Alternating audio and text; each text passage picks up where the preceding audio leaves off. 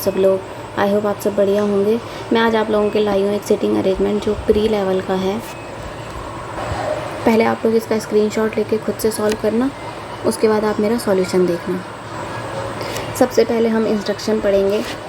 8 person sitting in a rectangular table, 4 person sitting in corner, 4 middle, okay. person sitting at the corner face towards center and sitting in the middle face outside of the center, okay. इतना पढ़ के हमें क्या समझ आया कि 8 लोग हैं जिनमें से 4 नॉर्थ देख रहे हैं और 4 साउथ देख रहे हैं, 4 कॉर्नर में बैठे हुए हैं और 4 मिडल में बैठे हुए हैं। ठीक है, इतना समझ आ गया। तो हम इसके बाद हम कंडीशन पढ़ेंगे।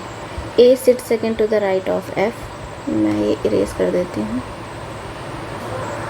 अब देखो, इसमें हमें किसी की डायरेक्शन नहीं पता है कि ए नॉर्थ देख रहा है या ए साउथ देख रहा है। तो मैं मान के चल रही हूँ कि ए नॉर्थ देख रहा है,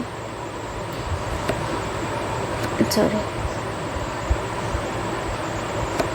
A sit second to the right of F. F north देख रहा है, A sit second to the right of F, okay.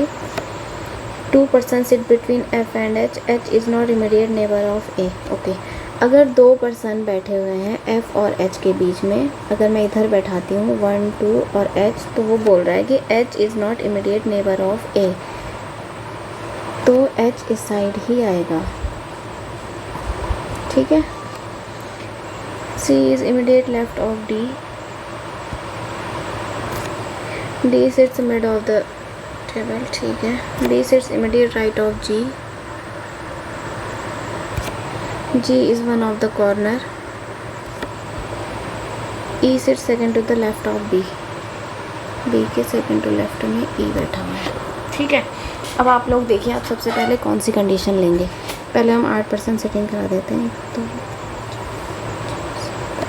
देखो दोस्तों, ये एक रेक्टेंगुलर टेबल है, लेकिन मैं इसको एक थ्रेड मेथड से करती हूँ क्योंकि रेक्टेंगुलर टेबल में थोड़ा प्रॉब्लम होती है बच्चों को भी, और थ्रेड मेथड ज़्यादा इजी है। अगर हम ये रेक्टेंगुलर टेबल को ओपन करेंगे तो एक ऐसे थ्रेड बनेगा। जो पर्सन यहाँ पर बैठा हुआ है उसका नेबर होगा यहाँ पर बैठा हुआ पर्सन। ठीक है। तो हम ये वाली कंडीशन लेके चल रहे हैं। पहले मैं मान के चल रही हूँ ये नॉर्थ देख रहा है,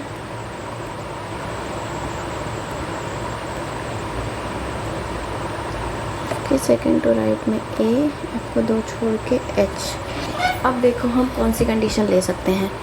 सी और डी, जी और बी,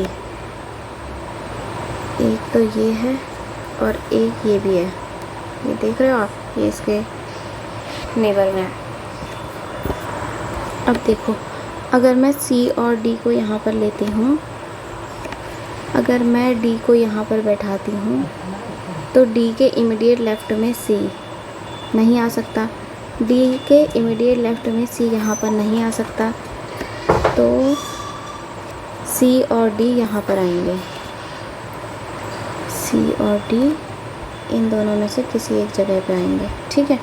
अब ये वाली कंडीशन बची जी और बी। जी के इमीडिएट राइट में बी, जी के इमीडिएट राइट में बी यहाँ भी हो सकता है, जी के इमीडिएट राइट में बी यहाँ भी हो सकता है, तो जी और बी कहीं भी आ सकते हैं। अब ये कह रहा है बी के सेकेंड टू लेफ्ट में ई। अगर बी यहाँ पर आएगा तो सेकेंड टू लेफ्ट में ई तो आ नहीं सकता, तो बी यहाँ पर ही आएगा और बी के सेकेंड टू लेफ्ट में ई यहाँ पर आएगा। ठीक है। अब हम ये कैसे पता लगाएंगे कि यहाँ पे सी आएगा या डी आएगा। अब देखो आप, उसने बोला है कि जी कॉर्नर में है। अगर जी कॉर्नर में है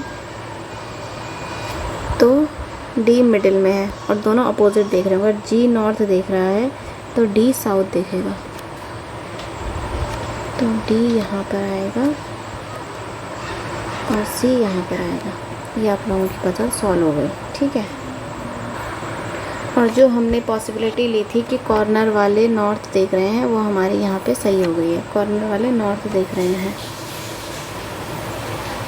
फेस टुवर्ड द सेंटर। ठीक है। और मिडिल वाले साउथ देख